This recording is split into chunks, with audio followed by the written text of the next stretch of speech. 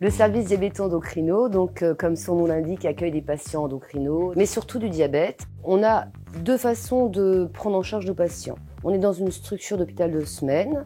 On accueille les patients qui nous sont adressés par la ville via notre infirmière de coordination ville-hôpital, ce qui permet un abord direct au service sans passer par les urgences. Les médecins traitants, quand ils ont une problématique avec un patient diabétique en ville, ont ma ligne directe, peuvent me contacter s'ils ont besoin d'un support thérapeutique, une consultation ou programmer une hospitalisation pour un patient. On est un bassin de vie où il y a beaucoup de patients diabétiques et donc c'est vrai qu'au début on était principalement sur 5 communes et que là, avec la demande qui a explosé, on a complètement élargi le secteur à toutes les communes environnantes. À côté de ça, on a 7 programmes éducatifs pour prendre en charge de façon éducative la pathologie diabétique.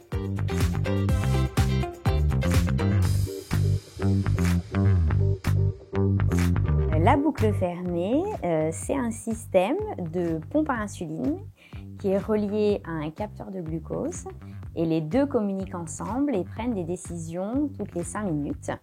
C'est révolutionnaire car on avait les pompes à insuline, on avait les capteurs, mais il n'y avait pas forcément une communication assez intéressante entre les deux.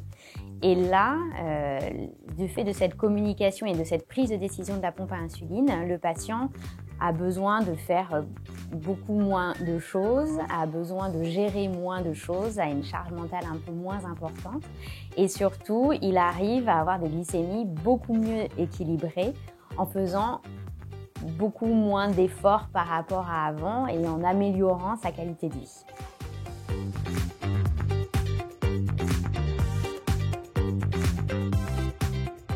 C'est un système de boucle semi-fermée, c'est-à-dire que la pompe n'est pas complètement autonome, elle a quand même besoin du patient et le patient a besoin de rentrer certaines informations dans la pompe pour qu'elle puisse bien faire son travail. On leur apprend à calculer les glucides. Pourquoi? Parce que pour utiliser le principe de la boucle fermée ou semi-fermée, ils auront encore besoin de rentrer la quantité d'aliments glucidiques qu'ils mangent.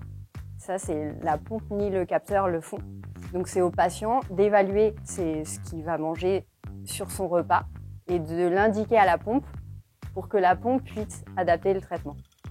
Et pour le sport, comme le sport a une incidence sur la glycémie du patient, c'est pour leur montrer comment ajuster le traitement, comment utiliser la pompe quand on fait une activité physique.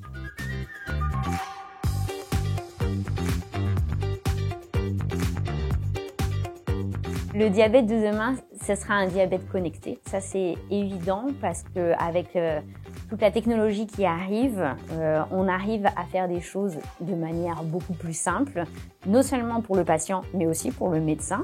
Et la deuxième chose, c'est qu'on arrive en fait à avoir des diabètes beaucoup plus équilibrés, avec une technologie, certes qu'il faut apprendre, qu'il faut apprivoiser, qu'il faut se former. Donc ça demande un autre investissement, d'autant pour le médecin que pour le patient.